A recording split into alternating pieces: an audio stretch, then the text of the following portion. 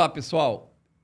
Mais uma vez nós estamos aqui no Multistúdios para apresentar mais um pop. O pop de hoje vai ser um pop bem rico, porque nós trouxemos um convidado, que é o Maurício Salchini,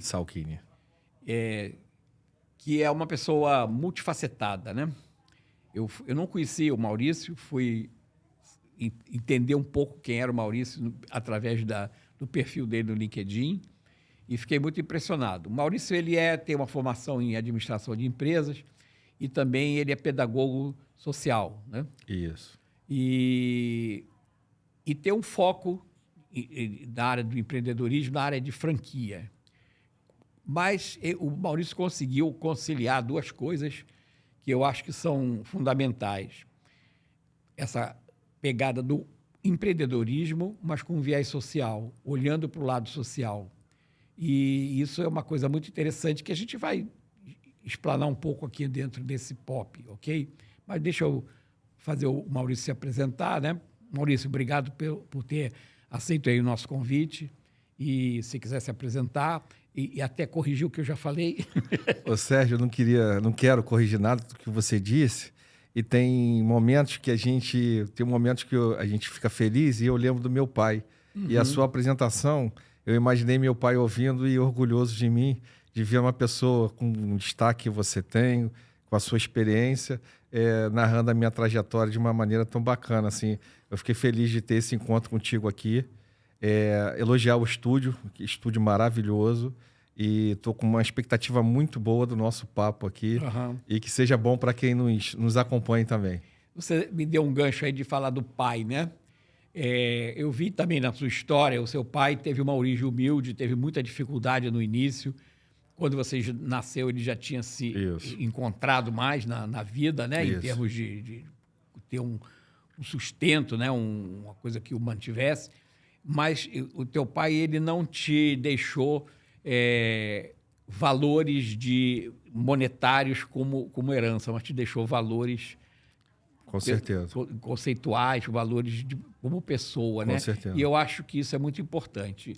E como eu li lá a história que você contou do teu pai, né? Teu pai faleceu num dia de um jogo do Brasil com a Bolívia, né? E ele morreu de quê? Morreu de câncer. Câncer. Eu escrevi lá, Sérgio, que o Brasil goleou a Bolívia e conquistou a ida para a Copa do Mundo de 94, onde seria campeão.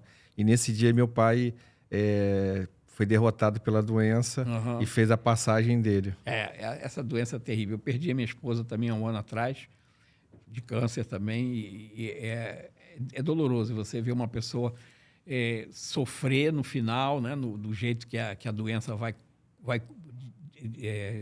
destruindo a pessoa aos poucos, né?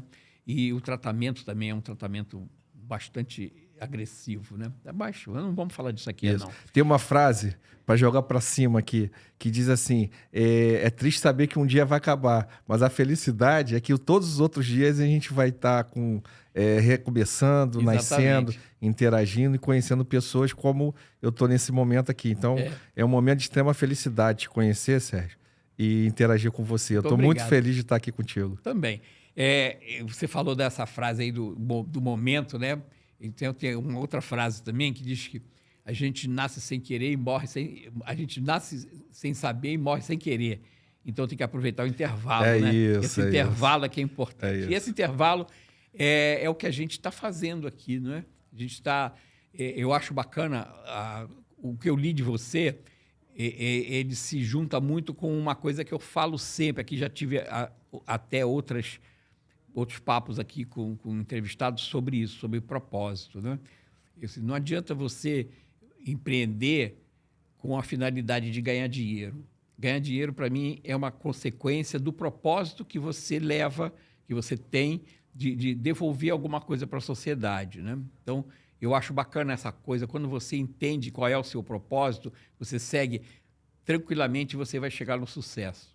Porque você está dentro de uma estrada em que você sabe aonde você quer chegar, né? Não é bem a Alice do País das Maravilhas. Você está sabendo para onde você vai e aí você vai com mais tranquilidade.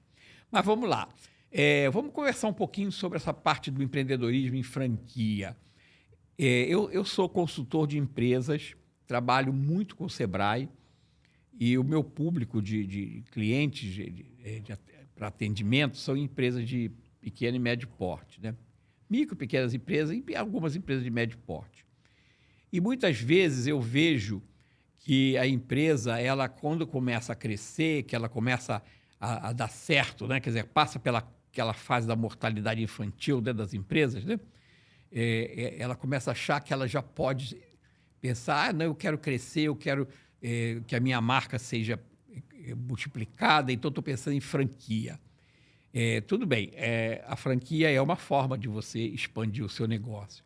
Eu queria que você falasse um pouquinho para que, mais com foco nesse empresário de pequeno negócio, a importância da franquia e até uma comparação. O que é mais interessante? Você abrir uma franquia ou você abrir uma filial ou criar uma outra empresa em outro local? Bacana. Isso é uma dúvida muito comum. Você foi certeiro aí. Eu começo dizendo que não existe caminho único, né? Então, tem pessoas, por exemplo, que são CLT, estão ganhando bem, estão felizes e ficam conversando comigo sobre empreendedorismo como se o caminho do empreendedorismo fosse o único. Eu falo, tem gente que é feliz no CLT, tem gente que é feliz no funcionarismo público. Tem gente que é feliz não fazendo nada. Tem gente que é feliz no ócio e tem gente que é feliz no empreendedorismo. Dito isso, o que eu penso, Sérgio? Existem modelos replicáveis. Então, o que é uma franquia? É você expandir replicando o modelo. Esse pequeno negócio que está fazendo sucesso é um modelo replicável? Se a resposta for sim, é o primeiro passo para dizer assim, poxa, franquia pode ser um caminho, né? Esse sucesso do pequeno, ele tá pronto para ser manualizado, ter manuais, ter procedimentos? Esse empreendedor é um cara de procedimentos, de manuais? Se a resposta continuar sendo sim, franquia é um modelo bem interessante. Mas veja, eu tenho visto alguns empreendedores assim, pensando em filial ou franquia. E aí, quando você fala de franquia, ele usa o benefício de ser filial. Uhum. Quando você fala de filial, ele usa o benefício de ser franquia. A gente não pode criar o que eu chamo de Frankenstein. O cara cresce como franquia, mas ele quer tratar como filial. Isso é muito ruim. E como é que a gente ilumina os caminhos? Com a lei de franquias. Eu sou estudante de Direito, estou fazendo essa caminhada aí. O meu desejo é continuar estudando para o resto da vida, então, nesse momento, eu estou fazendo Direito. E a lei de franquias é uma lei, Sérgio, admirada no mundo, a lei brasileira de franchise. Resolve coisas que a lei americana, às vezes, ainda não resolveu, né? Então, exemplo claro, hoje não tem dúvida nenhuma que o funcionário do franqueado não tem correlação trabalhista nenhuma com a franqueadora. Isso a lei de franquia resolveu. Então, qual é a minha sugestão? Tanto para o pequeno empreendedor, microempreendedor, como um candidato a franqueado. Leia a lei de franquias, que não é uma lei que usa termos jurídicos. Quem lê a lei de franquias entende o que é uma franquia, entende quais são os passos da franquia e o que a franqueadora precisa entregar. O que se diferencia a lei da franquia da COF? A COF é aquela... Ótima pergunta, Sérgio. A COF é uma previsão... Que diz o que é COF, porque o povo não sabe. Não, vou dizer. A COF é uma previsão que consta na lei de franquias. Seria um contrato, tipo assim, um regulamento, Isso. Né? A COF, por que a COF? É COF, Circular de Oferta de Franquia. Na lei de franquias, estabeleceu assim, Sérgio, olha que lei avançada. Eu não posso conhecer o Sérgio e Sérgio querer ser meu franqueado no Aqui Mercado. Eu estou franqueando o Aqui Mercado, mercado de condomínio. Eu não posso sair daqui com seu cheque querendo ser meu franqueado. Não pode. A lei veda. O que a lei diz? Sérgio quer ser meu franqueado? Eu tenho que enviar uma circular de oferta de franquia para o Sérgio. O Sérgio tem que assinar com data. Eu só posso receber algum valor do Sérgio 10 dias depois que o Sérgio lê a circular de oferta de franquia. Mas a circular de oferta de franquia não é uma coisa vaga. Também tem na lei tudo que a circular de oferta de franquia tem que te explicar, Sérgio. Então, por exemplo, para um candidato a ser franqueado, ou para quem quer franquear também, na circular de oferta de franquia você tem que definir. Eu posso comprar de qualquer fornecedor ou só dos fornecedores homologados? Eu tenho um pacote mínimo de compras? Qual é a taxa de royalties? Qual é a taxa de franquia? Isso tudo... A minha loja tem que ser padronizada? Exatamente. Ou não? Quais são as outras taxas? Por exemplo, para eu abrir loja, eu tenho que pagar uma taxa para o sistema. Isso tudo tem que constar da circular de oferta de franquia. Ou seja, uma pessoa que leu a circular de oferta de franquia, ela está conhecendo 99% do jogo. Por que falta 1%? Porque tem questões contratuais. Por exemplo, formas de pagamento. Isso vai ser previsto mais à frente, no contrato de franquias. Também previsto na lei de franquias. Então, o ordenamento jurídico, e eu não sou ainda advogado, sou administrador, mas é uma coisa prática. O ordenamento jurídico é lei de franquias. Lá tem uma previsão da circular da oferta de franquia. Na previsão da circular de oferta de franquias, tem explicado em detalhes tudo que tem que constar, inclusive esses exemplos que eu dei.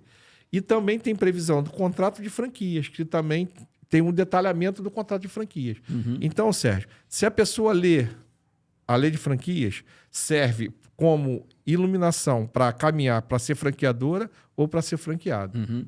O que eu vejo também, aí já invertendo, né? Empresas que querem, empresários ou empreendedores que querem comprar uma franquia, querem virar franqueados. Né? Então, eles olham muito assim, essa franquia é muito cara, essa franquia é muito barata, eu vou comprar essa. Só que a diferença do caro e do barato é a questão do preço do valor, né? Sim. O que ela está te oferecendo? Para ela te cobrar esse valor, ela está te oferecendo alguma coisa. A outra que é barata, será que ela te oferece também as mesmas coisas? Sim. Te deixa tranquilo da mesma forma? Sim. Então, aí acontece muita coisa que diz, mas eu não sabia que era assim. Por quê? Porque ele não leu a COF direito ou porque ele não leu a lei. Então, assim, eu não posso abrir, eu não posso fazer, eu não posso vender. Por exemplo, vamos dizer, eu tenho uma franquia de bolo. Aí ele resolve vender sorvete lá na loja dele, botar um balcãozinho de sorvete. Isso. Não pode. Isso. Não pode? Não sei. Tem que olhar no contrato, tem que olhar na COF, se ele deixou você ter outros produtos ali dentro, ou não. Outra coisa que eles ficam preocupados, assim, eu vou fazer... Só que o sanduíche dessa franqueadora, o pão é muito ruim. Eu posso comprar um pão diferente, ou eu posso fazer o pão. E aí começam essas coisas ele querer adaptar o negócio dele, ele não quer seguir a regra, né? De ter que fazer tudo padronizado. Quando você falou assim, você tem tudo documentado, você tem tudo padronizado, tem a marca registrada, porque eu quero ter franquia. Você registrou a tua marca, pelo menos? Não, ainda não. Então, começa fazendo isso. Tem um debate de quem não é no franchise sobre liberdade. Então, algumas pessoas falam, Maurício, você é um cara tão inteligente, você não pode vender o que você quer no Rei do Mate. Eu falo, não, porque eu sou franqueado do Rei do Mate. Falo, não posso vender o que eu quero. Aí eu pergunto para a pessoa assim, mas você vende no seu negócio o que você quer? A pessoa fala, vendo. Não é o que o seu cliente quer. Por exemplo, empanada argentina. É uma delícia. Você acha uma delícia. O Sérgio é comedor de empanada argentina. Exemplo. O Sérgio pode colocar empanada argentina no negócio dele, que não é franquia, só se o cliente dele autorizar. Se o cliente dele não gostar de empanada, o Sérgio vai levar as empanadas para casa. Sim. Então, na verdade... Ou vai abrir um outro negócio de empanada. Em outro lugar. Em outro lugar, com outro nome. Exatamente. Então, o que acontece, Sérgio? Essa liberdade de colocar ou não colocar produto, quem nos dá é o cliente. Sim. O que a franqueadora já fez foi o seguinte, o Rei do Mate já fez uma pesquisa de mercado e entende que aqueles sabores são mais aceitos, que aquele sabor é uma tendência. Por exemplo, pistache já era uma tendência. Depois virou uma febre. Daqui a pouco já vai sair dos catálogos, porque as pessoas também enjoam. Esse estudo de mercado, de hábitos, de desejos, a franqueadora é muito mais profissional do que uma pessoa isoladamente. Ou deveria ser, né? Então, tem esse debate. Pode? Não pode. Se você quiser ter essa liberdade, você precisa abrir uma lanchonete com o seu nome. Se você vai até uma franqueadora, paga uma taxa de franquia, você está dizendo o seguinte, olha, eu preciso pagar porque não sei e eu preciso receber de vocês as instruções. Então, para mim, não faz sentido nenhum a pessoa que paga a taxa de franquia e fica nos questionamentos. Por exemplo, a gente está aqui no estúdio, num shopping, então eu estou de frente para um letreiro. Tem gente que fala, Maurício, você não pode fazer um letreiro maior ou menor. Eu falo, mas por que eu faria? A franqueadora fez estudos. Aquele tamanho de letra, aquela cor, iluminação dentro ou não, aquelas conexões, aqueles Já foi estudado antes. Já foi estudado antes. Então, eu achar, como administrador, pedagogo social, estudando direito, eu vou entender mais de letreiro do que profissionais que foram contratados por uma rede, como o Rei do Mate, por exemplo, eu penso que é uma incoerência da minha parte. Então, assim, basicamente, eu digo que franchise é relacionamento, ou seja, para você escolher uma rede... Confiança. A minha terapeuta, ela disse assim, Maurício, franquia combina com franqueza, né? Sim. Então, é questão da confiança. Relacionamento, confiança e procedimentos. Quem tem dificuldade com esse tripé, eu penso que deveria estudar melhor o franchise, sabe? Quem se sente bem aqui, entra, estuda a lei de franquias, procura uma rede, pergunta aos franqueados como é que está sendo e vai ser feliz no franchise. Uma coisa que você falou aí que também pega muito é que, geralmente, quem quer se tornar um franqueador, quer dizer, que tem a sua marca, começa a se desenvolver. Eu atendi recentemente uma empresária, não vou poder falar o nome aqui da empresa, mas ela, durante a crise, ela era professora de educação física em escolas, né? Uhum. E durante a crise as escolas fecharam. Sim. E ela ganhava por aula, né? Sim. Então, o que ela foi fazer? Ela foi fazer cachorro-quente, que era o que ela sabia fazer. Uhum. Começou a fazer uns cachorro-quente para vender no condomínio. Ela morava num condomínio, mora no condomínio, e começou a vender no condomínio dela para ganhar dinheiro, para sobreviver. Garota nova, 20 e poucos anos. E aí os cachorro-quente dela começaram a bombar. Sucesso. E aí ela começou a se interessar a abrir uma loja de cachorro-quente. O cachorro-quente dela era um cachorro-quente gourmet, que tinha até couve. Legal. No final ela botava até couve no Legal. cachorro-quente. E aí eu fiz uma consultoria para ela de modelo de negócio e ela queria abrir uma franquia. Queria franquear a marca dela. Já estava registrada, era uma marca boa até, uma marca espetacular, ligada a cachorro-quente. E aí eu estou quase falando... Mas não vou falar, não. Não dá para falar. Tá. Então, ela quis fazer. Eu falei, olha só, primeira coisa, se você quer expandir o seu negócio... sim, porque já está pequena a minha loja. Ela começou a crescer muito, vendeu muito. Por que você não abre uma outra loja em outro lugar com alguém que você já trabalhou, está trabalhando com você aqui, você bota lá do outro lugar, cria uma outra loja, começa a expandir. Eu queria franquear. Então, vamos fazer o seguinte. Você já tem um passo, que é a marca registrada. Isso é muito bom. Você tem os processos documentados. Como é que você faz o teu cachorro-quente? Insumos homologados. Os insumos homologados, tudo isso. Não. Então, isso é pré. Isso. É pré-condição. Porque como é que você vai entregar para alguém a tua marca para fazer o teu produto se ele não sabe como é que faz? É isso. E essa coisa de ter mais de uma loja, Sérgio, também é importante, porque às vezes o sucesso é local. Aquela rua, aquele bairro aderiu o cachorro-quente dela. Às vezes faz filas enormes, mas se ela colocar aquela loja num outro bairro, numa outra rua, a gente não sabe o que vai acontecer. E começa a competir com marcas que já têm o cachorro-quente com grife, né? É isso. Então é importante, por exemplo, lá no Aqui Mercado, a gente está partindo para franquear com quase 20 lojas próprias. O que é o Aqui Mercado? Aqui Mercado é um mercado autônomo de condomínio. Hoje a gente está em São Paulo e a gente está expandindo por franquia. Tá. Vocês vendem o quê? Gêneros alimentícios, verdura, legume, fruta? Não. A gente, verdura e legumes, não. A gente é aquele mercado de conveniência. Sim. E mercadinho, de condomínio. Só que a gente não... Hoje, o que o mercado oferece é prateleira e uma geladeira. É uma coisa que esteticamente não é muito adequado. E você instala isso num condomínio? No condomínio. Só que o Aqui Mercado tem uma identidade. A gente faz uma obra, a gente pinta a parede, a gente reforma o piso, a gente bota uma... É um padrão. Exatamente. Tem padrão, tem identidade. E aí a gente só expandiu depois que a gente entendeu qual a quantidade de unidades necessária. Que tipo de instalação a gente pode ter. Então a gente tem 3 modelos. Eu estou fazendo correlação porque essa loja, por exemplo, ela poderia funcionar dentro de um container? Pode. Ela pode funcionar no food truck? Pode. Então, você começa a testar modelos e oferecer para o mercado vários tipos de franquia. Até para se adequar ao ambiente que tem lá, né? Senão você, às vezes, não tem espaço para fazer uma loja. Existe um mercado, por exemplo, de food truck. Então, se o cachorro-quente dela arrebenta, ela testasse no food truck, poderia abrir um modelo de food truck, entendeu? Entendi. Então, ter mais de uma loja é muito importante para franquear, na minha opinião. Eu acho que você... Também uma outra experiência que eu já vi e participei do trabalho, né, de consultoria, é o seguinte: tá bem, você quer abrir uma franquia, tá com tudo isso aí, tá tudo documentado, tá com a marca registrada, você tem essa pegada aí de padronização. Abre uma loja e passa a ser franqueado de você mesmo. Exatamente. E aí você vai provar do teu veneno, né? É isso mesmo. Então, isso é uma forma de você... Com certeza, com certeza. Então, eu indiquei certo. Certíssimo. É exatamente isso. Talvez uma loja... Piloto. E tratar dessa loja como se fosse um franqueado. Sim.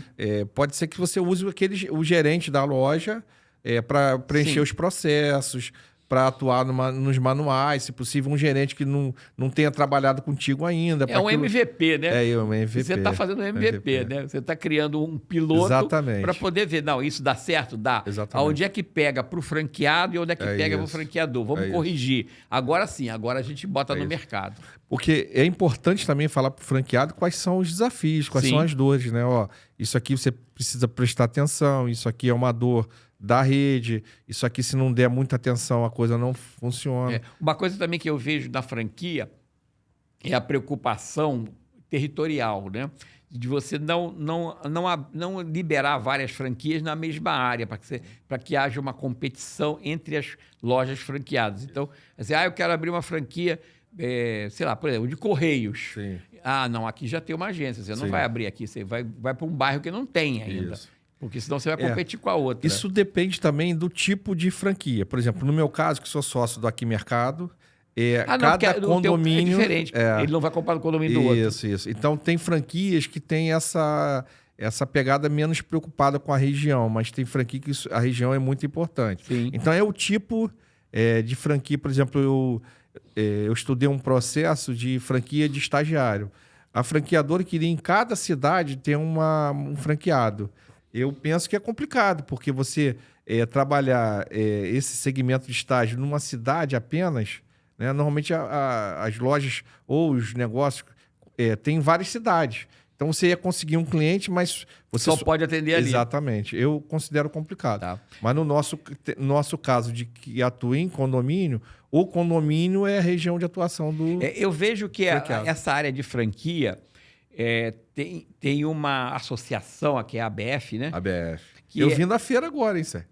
Uma feira de franquia, que é muito atuante na ABF, né? E eu vejo, às vezes várias vezes eu entrei no site da ABF para ver, para pegar informações, claro, até da consultoria, né? Entra no site da ABF, explica tudo lá. Eles têm essa pegada também de orientar quem quer uma franquia, quem quer ser franqueador, quem quer ser franqueado. Como é que é essa relação das franquias com a ABF? É uma coisa saudável? Tá? Muito saudável. A ABF, Sérgio, ela precisa ser entendida não como órgão regulador. Então, o último podcast que eu gravei, a pessoa que debateu comigo disse assim, eu sinto falta, às vezes, da ABF atuar contra os caras que dizem que são franquia, mas não são. Falei, você está esperando um órgão regulador, não é o caso.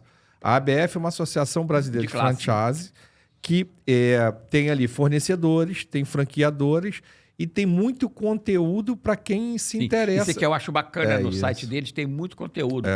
Quem está interessado em franquia, quer entender alguma coisa, entra no site da ABF, que lá explica muita coisa. Muita coisa. E aí tem, por exemplo, as franqueadoras por nível de investimento. Existe um movimento de a ABF dar um selo. E como que a ABF dá o selo? Ela faz uma pesquisa... Os franqueados? Exatamente. São a nota dos franqueados... que vai dar o selo para a franqueadora. Exatamente. É uma avaliação reversa, né? Isso. Você está fazendo a avaliação do cliente para o fornecedor. Isso. Então, é um movimento muito qualificado. Então, você tem uma associação que tem ali as informações, que tem um selo. Então, você vai diferenciando o joio do trigo, sabe? Em final de junho, todo final de junho tem a Expo Franchise ABF São Paulo. É a maior feira de franquias do mundo. Acontece na Expo Center Norte, está ficando pequeno, mas acontece lá.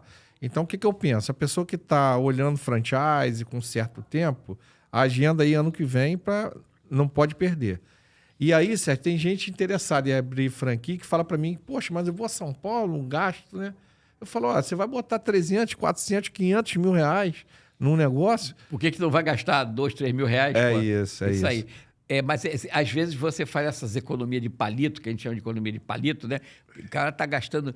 O buraco da caixa d'água dele é enorme, ele está preocupado com um furinho ali que está pingando água, né? Então, olha, o buraco aqui, ó. Ou então é o seguinte, se você não gastar esse dinheiro, provavelmente você pode estar perdendo um valor muito maior fazendo tomando uma decisão errada. É a segunda reflexão. Esses 3 mil reais para ir à feira e se hospedar lá pode evitar você jogar pelo ralo 400 mil reais. Exatamente. E pode também, Sérgio, iluminar e você perceber que você não faz parte daquele ecossistema. Aquilo não é para você. Sim. Então, 3 mil reais também não foi despesa. Né? Foi um investimento para você descobrir qual é a sua caminhada. Foi um alerta, né? Um alerta. Olha, não vai nessa que não é a tua praia. Exatamente. Então, eu recomendo, final de junho, Expo Franchise de São Paulo. Aqui no Rio costuma ter também, né? Às vezes tem no Rio Centro, às vezes tem feira de franquia. Todo ano tem. Porque varia um pouquinho. Às vezes é setembro, às vezes é novembro. Uhum. Também tem. É um tamanho diferenciado, é menor. O Clodoaldo Nascimento, posso dizer que ele é meu amigo, ele é presidente da IES. Ele assumiu a presidência da ABF Rio. E após ele assumir, a feira melhorou muito do Rio, mas é a menor, tem menos opções e tal. Então, assim, quem pode esperar até junho, tiver esse desejo, eu recomendo. E também recomendo ir à feira no Rio, voltou a ser no Rio Centro. É algum lugar que você encontra ali marcas em menos quantidade, mas que você encontra marcas qualificadas também. Sim, e às vezes marcas que são de atuação local no Rio de Janeiro, né? Que não tem em outros estados. Exatamente. Ainda pode ser que ainda Sérgio, existe. você não me pediu indicação, mas eu indico você trazer o Clodoaldo aqui, cara. É uma história muito... Ele escreveu um livro... do IES, do curso de inglês? E hoje presidente da ABF. Ele legal. escreveu um livro, eu li, a história dele é uma história muito, muito interessante, assim. Você não me pediu, não, mas fica aqui a indicação. Acho ótimo isso aí. Essa coisa de você trazer gente que tem um conteúdo fora do negócio em si, né? Aliás, por falar nisso, vamos dar uma virada de chave aqui. Vamos falar um pouco da tua outra faceta, né? Que é essa faceta do social, onde você entrou com a pedagogia social e você... mas também atuando no negócio, né? Criando negócios com pegadas sociais. Eu vou até ler aqui uma frase que eu peguei lá no teu LinkedIn, que eu achei espetacular. Você fala muito de diversidade, inclusão social. E aí você bota lá o seguinte: diversidade é você convidar o outro para a festa. Inclusão é você chamar para dançar. Que é o seguinte: uma coisa é você aceitar, outra coisa é você querer que ele participe junto contigo daquele negócio, né? Essa frase não é minha, de autor desconhecido, mas ela resume a situação de uma maneira brilhante. E eu começo usando essa frase... E que pouca gente sabe a diferença de diversidade e inclusão, né? Verdade. Eu começo essa frase dizendo assim, Sérgio, como o meu pai nasceu na Barra de Maricá, numa época que não existia assistência social. Então, para ele comer, ele teve que vir para o Rio de Janeiro trabalhar. E ele ganhou uma vaga no curso de datilografia. O banco pede o melhor aluno no curso, 2 melhores alunos. Ele falou: meu filho com certeza não era o melhor aluno, era o mais necessitado. A professora indica o melhor aluno e o mais necessitado, que era meu pai. Ela fez diversidade e a inclusão. É isso. Chamou para dançar. É isso. E aí ele percorreu uma trajetória profissional no banco e conseguiu sustentar a gente com muita dignidade. Ele me conta essa história e eu descubro o valor da oportunidade para um jovem, porque ele amava o banco que ele trabalhava, sabe? A gente ia viajar, ele levava a gente no banco. E a partir disso, Sérgio, eu já tive loja de material de construção. Já na loja de material de construção, eu contrato estagiários de ensino médio, técnico de edificações, mas não com aquele olhar, vou ajudar um jovem. Você tem 3 projetos que eu vi teu. Um deles é esse primeiro trabalho decente. Isso, né? Esse nome, ele aconteceu depois que eu fiz a pedagogia social. Eu entendi que é importante dar um nome a um projeto, é importante escrever um projeto, é importante comunicar um projeto, porque antes eu fazia.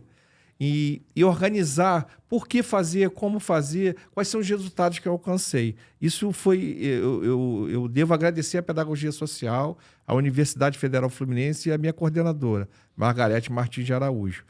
O grande diferencial, Sérgio, é você contratar o jovem não com olhar só de cidadania. Poxa, estou ajudando um jovem.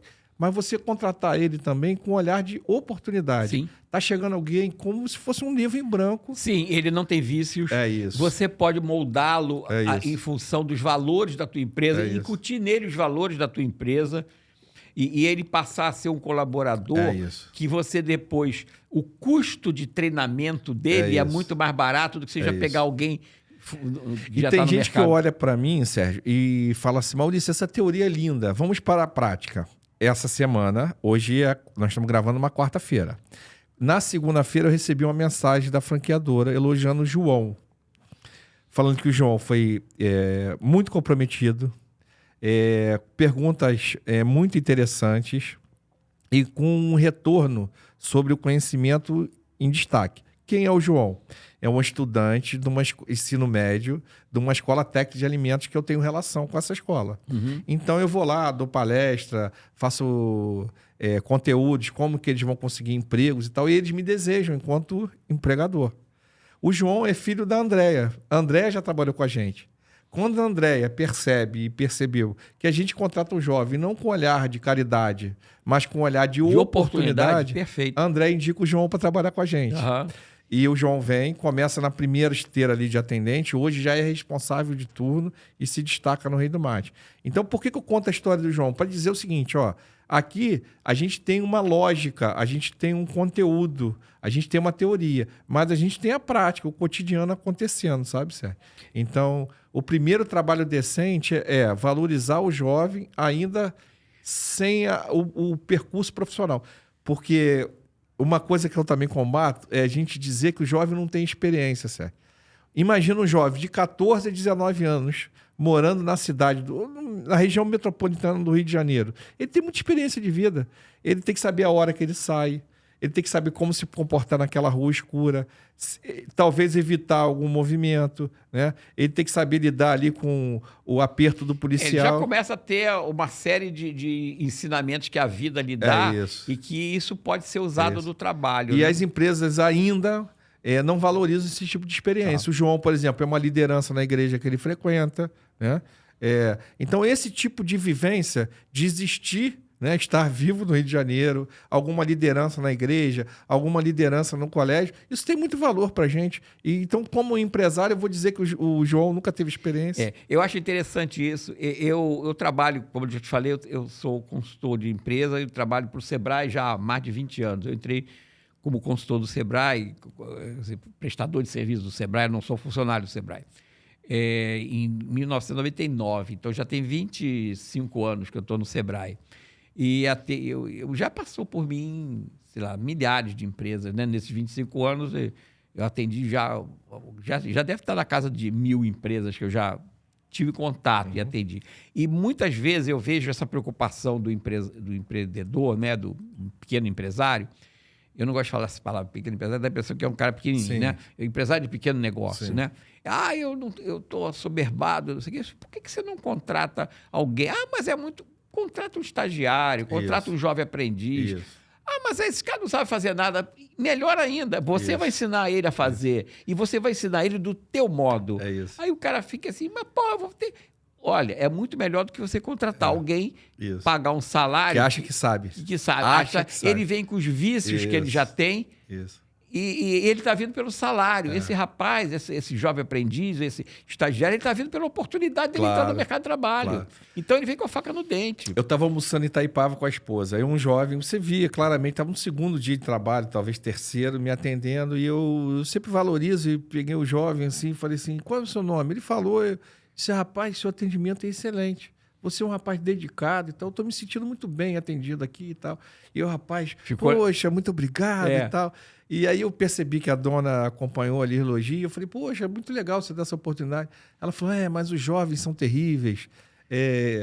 Eu falei assim, mas os não jovens, né? Os mais experientes. Não são também? Tá fácil? Não, tá mais difícil ainda. Eu falei, então... Você já foi jovem? Já foi terrível também. É isso. No sentido assim, Zé, ao trazer esses jovens sem experiência profissional, eles questionam, por exemplo. O jovem às vezes me questiona pontualidade. Eu explico para ele por que precisa de pontualidade, né? Eles tentam negociar os 15 minutos de atraso. Eu explico, mas se você chegar a 16 minutos, resolveu alguma coisa? Não, porque é 1 minuto depois da pontualidade. Então, esse debate que parece superado quando você tem uma equipe mais experiente, você precisa estar preparado para quando você contrata os jovens. Mas até nesse debate tem uma certa energia do jovem que eu particularmente... eu penso que uma loja com jovem é uma loja mais viva, uma empresa com jovem é uma empresa com mais energia, sabe? Sim. Agora, eu vou te fazer uma provocação aí. Vamos lá. É o outro lado, outra ponta da cadeia, né? É o sênior. Sim. Que é a pessoa que saiu do mercado de trabalho, porque aposentou, foi mandado embora, mas ele tem experiência. Isso. E essa pessoa, ela tem uma vantagem sobre os outros, né? Primeiro, ela tem uma experiência. Segundo, ela tem uma vivência, já viveu e tal. Ela não tem mais ambições de crescimento profissional, mas ela tem uma carga de experiência que ela pode ajudar a empresa a crescer. E outra coisa que eu acho bacana é que esse pessoal mais idoso, né, que já saiu do mercado de trabalho e tal, mas que tem um conhecimento, ele pode ajudar em coisas que aliviar, por exemplo, o empresário. Eu vejo, por exemplo, eu tive uma empresária que ela falou assim, eu não consigo fazer uma de planilha, de custo e tal. Eu falei assim, por que você não pega um bancário aposentado? Ou pega um contador aposentado que trabalhou, que ele sabe fazer isso, ele vai fazer isso. Eu percebo que você é criativo nas propostas de soluções. Muito interessante essa coisa de pegar o bancário que gosta do número e tal. Muito interessante. Então, pegar alguém mais velho que você está trazendo ele de novo para o mercado de trabalho e ele, às vezes, não precisa... Ele não quer não está se preocupando com o salário, né? Ele quer se ocupar. Sim. Porque se ele ficar ocioso, ele está muito mais sujeito a doenças, a estresses e tal. E você perde um investimento que foi feito na vida daquela pessoa, porque ele só porque ele tá mais velho, Eu vou contar, porque ela me autoriza a contar a história da Antonieta. A Antonieta é o seguinte. Primeiro, a empresa, para mim, perfeita é aquela empresa que mescla. Sim. Tem o estagiário... O baby boomer e o geração Z. Isso, exatamente. É mesclado. A Antonieta, ela e o marido eram zeladores de um prédio. O prédio chama o casal e diz assim, olha, a gente não tem mais grana para pagar zelador, logo os dois perderam emprego e a moradia. E aí, naquele momento, a ponte Rio-Niterói era a ponte SA e tinha um projeto social, a Sônia Couto, já sabendo desse meu trajeto aí pelo social, me chama e fala, Maurício, eu tenho aqui um grupo de 8 senhoras que estavam fora do mercado de trabalho. A gente ensinou para ela Excel e Word e comportamentos do mundo do trabalho, né? Reavivamos isso nelas. E a gente queria oportunidade de emprego. Eu falei, nós temos. E naquele momento eu estava abrindo uma Copenhague, contrato a Antonieta. E aí coloco a Antonieta para treinar numa Copenhague do meu cunhado, que eu não era sócio, mas ela treinava lá, já recebendo, registrado, a gente faz as coisas direito. E aí a Antonieta me chama, fala assim, Maurício, eu não quero ser vendedora. Eu falei, mas por que, Antonieta? Vendedora ganha mais, ganha comissão e tal. Não, eu não quero ser vendedora porque eu nunca fui vendedor, eu preciso muito desse trabalho e talvez eu não dê conta e você vai me mandar embora. Eu disse o seguinte para a Antonieta, Antonieta, você vai ler a embalagem dos produtos? Vou. Você vai ler algum livro, uma linguagem simples que eu te emprestar? Maurício, eu leio tudo que você me der. Falei, então você vai ser a melhor vendedora. Da inauguração da loja, em 2010, a esse ano, 2024, a Antonieta se aposentou. 14 anos. A Antonieta sempre foi a melhor vendedora da loja. Por quê? Porque ela tinha a ciência do cliente. Então, você chegava na loja, na Copenhague em São Francisco, a Antonieta te atendia do jeito que você gostava de ser atendido. Antonieta, muitas vezes, Natal e Páscoa, são momentos muito tensionados na Copenhague Sim. e tal, e muito cansativo. E aí eu ficava ali embaixo no salão da loja e eu escutava a Antonieta falando uma piada para as meninas. Eu não sei de que cunho que era, mas as meninas morriam de rir. Então elas subiam super cansadas e desciam risonhas. Sim. Era um alívio, né? É isso, Antonieta. E então o que eu entendo? Que a gente precisa enxergar, Sérgio, potência no ser humano. Uhum. Né? Então, esse ser humano de mais experiência, ele tem potências muito interessantes para as empresas. O ser humano, ainda no início da vida, tem potências, tem uma energia muito interessante para as empresas.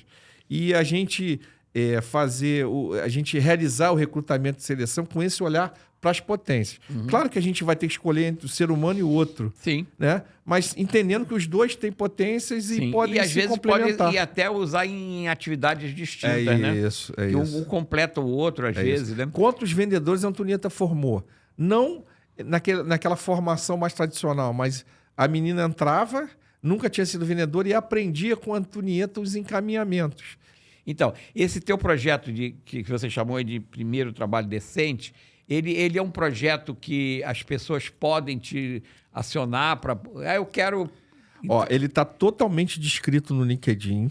Se você clicar lá, tem em formato de arquivo. Eu escrevi em detalhes porque eu concorri ao Prêmio Ser Humano da BRH e ganhei em 2021. Então, quem tiver interesse no projeto Primeiro Trabalho Decente, eu descrevo em detalhes tudo para a pessoa aplicar. Está escrito no LinkedIn. Está no LinkedIn. Um outro projeto também que você tem é o que você chamou de formação CUT, né? Isso. Que é qualificação profissional. O que é esse projeto? Esse projeto é Menino dos Olhos. Então, eu até 2010, eu reclamava do meu time. Porque não atendia adequadamente, porque não vendia o que podia vender para o cliente, e eu só reclamava como a maioria dos empresários. E eu falei, poxa, eu preciso criar alguma coisa diferente. E aí, nesse momento, eu era vizinho do Sadi, que eu comentei aqui nos bastidores com você, o sociólogo, filósofo, poeta. E o Sadi começou a me levar para espaços culturais, sabe, Sérgio? Então, Maurício, eu vou tomar um café ali no Centro Cultural dos Correios com a diretora. Você quer ir comigo? Eu falei, pô, lógico. E era super agradável. O que eu descobri, Sérgio? Que os espaços culturais, eles têm ociosidade de visitação à tarde. Veja, eu reclamava do meu time e tinha ociosidade. O que eu pensei, Sérgio? Eu vou levar eles para os espaços culturais. Eles vão fazer uma experiência cultural, ou seja, uma visita guiada. Vai terminar a visita guiada. Eles vão ter tido contato com a arte e eu vou conversar com eles sobre trabalho. Então, Sérgio, é isso que acontece. No horário de expediente, aí as pessoas perguntam, Maurício, isso, né? Tem sempre o desconfiado. Qual é o desconfiado que é teoria. Não, primeiro a pessoa pergunta assim, ué, e a sua loja fica funcionando? Eu falei, claro, tem 2 turnos. Um turno está na loja. E o outro está no espaço cultural. É isso. O que você conversa lá? Só coisa boa. No projeto, também está no LinkedIn, o que eu peço? Para não levar uma chamada de atenção, né, ao time, para não jogar energia para baixo. Energia sempre para cima. Então, a gente treina, Sérgio, ticket médio, a gente treina vigilância sanitária, a gente treina relações trabalhistas. Né? Então, por exemplo, eu distribuo os xerox do contrato de trabalho. Olha, vocês combinaram comigo, vocês não podem atrasar. Vocês combinaram comigo, eu posso mudar você de tudo. Eu não atraso o pagamento. É isso. Exatamente. Então, isso tudo acontece num ambiente de cultura. E aí eu vou escrevendo lá, Sérgio, que no início gera um pouco de estranheza. Né? Pô, o patrão me levando... Porque ele me chama assim de patrão. Eu não gosto desse termo, mas é assim que ele me chama. O patrão me levando para o Centro Cultural dos Correios, pro CCBB e tal. E depois eles vão vendo que é um movimento... Eles se integram melhor. Quer dizer, um colega de uma loja se entrega melhor com um colega da outra loja, porque às vezes a gente socializa, né? Se socializa. Eles usam esses espaços, Sérgio, como espaço de lazer com a família. Então, um sábado, um domingo... Leva a família lá, vou levar você num lugar legal, porque eu tive lá, gostei e tal. Conecta a família com a empresa, ou seja... Isso também é bacana. Quer dizer, você fazer... Porque a gente passa... Quando está trabalhando numa empresa, a gente passa mais tempo na empresa do que em casa. Então, se você consegue interagir com a tua família e trazer ela para o ambiente de trabalho, E aí aquela família se liga com outra família, daqui a pouco você cria uma comunidade ali. E é isso. Vamos para a prática. Terça-feira passada, uma semana antes, terça-feira passada, me liga um produtor cultural dizendo o seguinte: Maurício, vai ter a apresentação de música clássica russa no Teatro Riachuelo. Eu tenho ingressos para os seus colaboradores, gratuitos.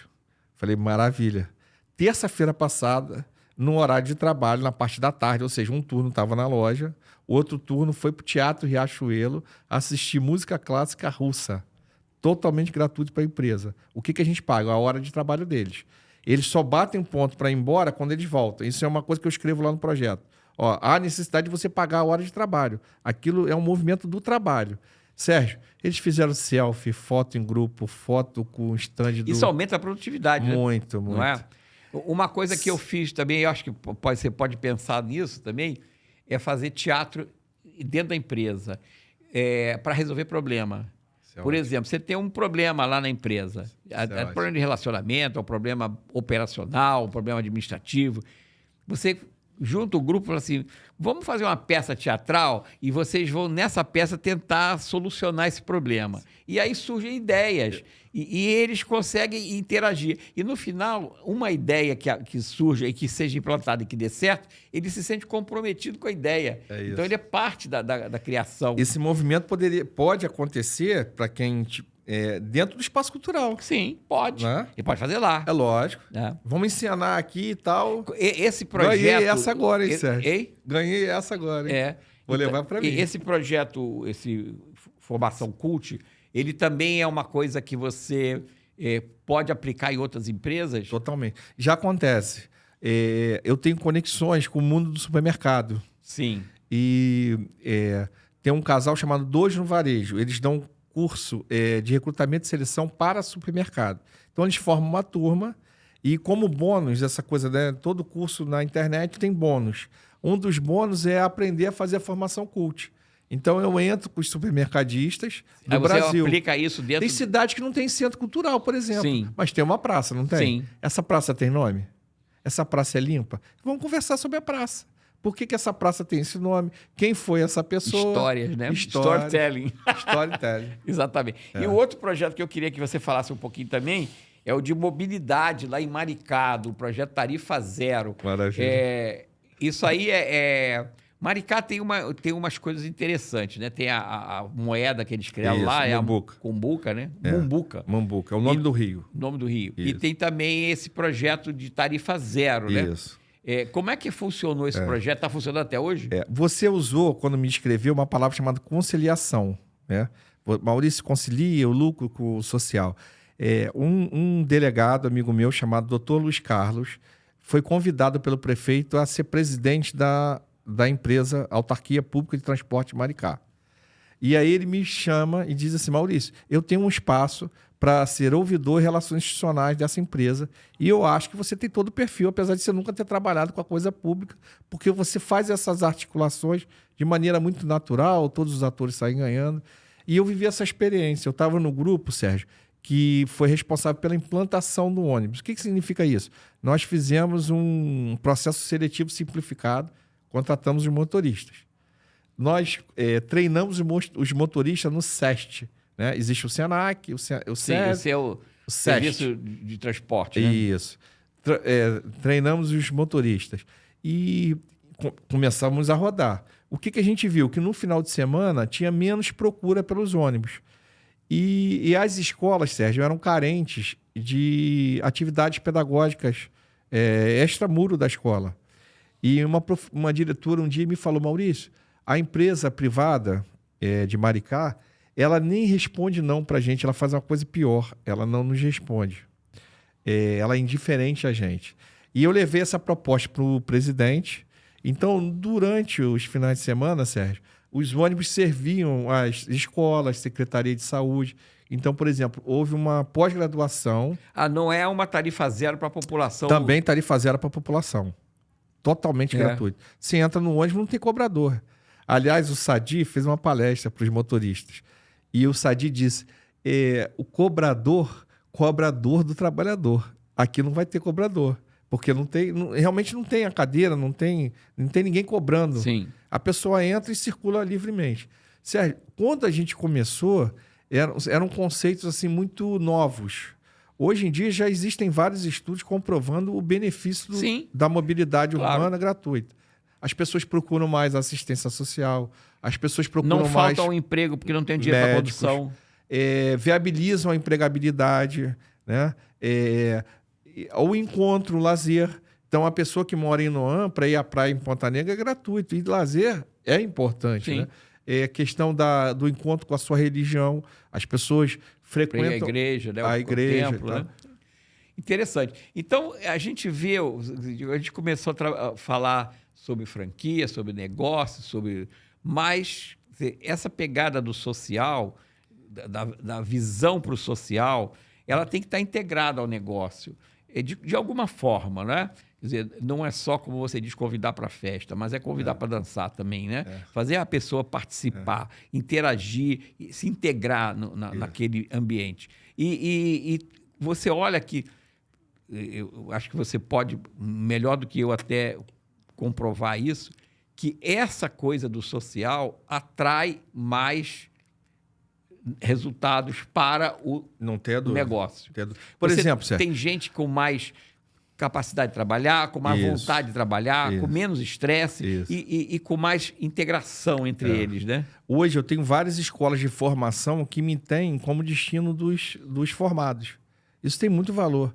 Os outros empresários têm dificuldade de ter bons candidatos. Eu tenho bons candidatos de sobra. Eu digo para as pessoas. Por quê? O Senac Niterói, Senac Rio me tem como um empregador, por causa dessas interações. O Nata, que é uma escola de formação de alimentos. Então, onde as pessoas têm falta de mão de obra, eu tenho as melhores ofertas dos alunos. Você tem uma oferta para atender essas demandas, né? Exatamente. Aí vamos lá. A questão da Antonieta. Olha o quanto a Antonieta produziu e de que forma ela produziu na trajetória dela até a aposentadoria. Isso conciliar, Sérgio, é muito lucrativo. Apesar das pessoas sempre estabelecerem como se você pensa no social, você abre mão do lucro. Não. Eu penso no social produzindo resultado. Sim. Aí eu vou dar um exemplo. E pensa no lucro para aplicar no social. É isso. Vou dar um exemplo do supermercado, né? Eu escrevi um artigo para uma revista do Nordeste. Esse artigo foi escolhido para a capa da revista. Imagina meu pai. Estudou até a 2ª série. O filho dele é capa da revista. Legal, né? Eu escrevi sobre isso também. Esse avanço social que teve pela minha família. O que eu escrevi nesse artigo, Sérgio? Você imagina um supermercadista que a cidade está com dificuldade de matrícula das crianças. Tem vaga e as crianças não estão se matriculando.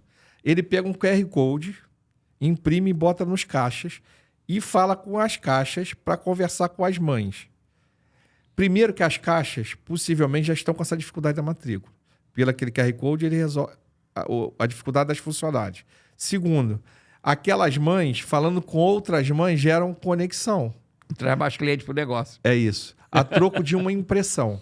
Detalhe, toda a educação daquela cidade, Sérgio, vai pensar, pô, esse cara é merecedor, no mínimo, de eu conhecer esse mercado. Sim. Não é isso? Se o mercado tiver produto e atendimento, você vai consumir em outro lugar. É a questão do valor e do preço, né? Isso. Aí você vai lá porque, não, o valor dele é esse. É isso. Ele te entrega mais. Não é o produto que ele está me entregando, ele está me entregando um produto e mais uma visão social que para mim é importante. É isso. Então, acontece, a custo de pouquíssimo investimento, olha quanto retorno você pode ter, né? E aí, outro exemplo que eu dei, existe um dia da diminuição do desperdício de alimentos. Você faz um contato com as nutricionistas da universidade, elas ensinarem a gente a aproveitar aquelas frutas que a gente julga feias, né? E aquilo pode vir até a ser descartado. Então, você aproveita aquela fruta. Ou o mercado faz aquelas bandejinhas já cortadas para quem não tem tempo. Ou vai fazer suco. Ou faz suco, ou seja, aumenta a margem do mercado. Sim. E pode ensinar aquilo para a comunidade. Ou seja, as pessoas passam indo no mercado... Fazer na casa. É isso. Exatamente. É isso. Então, o social, Sérgio, sempre com um olhar de resultado para o negócio. Sim. E o resultado do negócio sempre com um olhar de como que posso colaborar com o avanço social. Parte desse resultado eu posso aplicar no social para gerar mais resultados. É isso. Isso aí, Maurício. A gente estourou o tempo aí. Que beleza, passou mas rápido. foi um estouro Gostoso, né? De legal. fogos de artifício. Legal. Né? Eu acho que foi muito bacana esse papo. Eu procurei, eu não te conhecia antes, fui conhecer você através de leitura de LinkedIn, que é muito interessante, eu gosto do LinkedIn por causa disso. Mas você trouxe muita coisa aqui e eu queria agradecer muito a você e deixar esse finalzinho aqui para você fechar aí dizendo, ó, venha a nós o vosso reino. Bacana. Eu queria fazer um convite da gente se conectar, quem estiver assistindo, pelo meu LinkedIn. Então, se você jogar lá Maurício Salchini, meu Salchini é S-A-L-K-I-N-I. Você vai me encontrar e a gente passa a se conectar. Queria mandar abraços. Posso, Sérgio? Claro. Queria mandar abraço para mamãe, papai, vovô. Isso. Para minha mãe, Euzi Benevides, para os meus sócios de São Paulo, Alain Garrido e Michel Jasper. Mandar um abraço aqui pro Sérgio, que me recebeu tão bem, Sérgio. Aqui a acolhida começa nos bastidores, assim. Foi um papo super agradável. Foi sim. Ser recebido aqui e tá aqui batendo esse papo com você. Não, e para mim foi muito bom, foi enriquecedor ver que a gente tem empresários que visam lucro, mas também visam o social. E é muito fácil encaixar essas duas coisas e é muito produtivo, né? Quem quer ter mais lucro, pensa também no social. É isso. Tá certo? Essa conciliação é o nosso desafio aí para a sociedade. Muito obrigado. Sérgio, um abraço. Tchau. Obrigado a vocês. Então, no próximo, a gente chama vocês para o próximo POP, que vai acontecer daqui a algum tempo. Ok? Muito obrigado.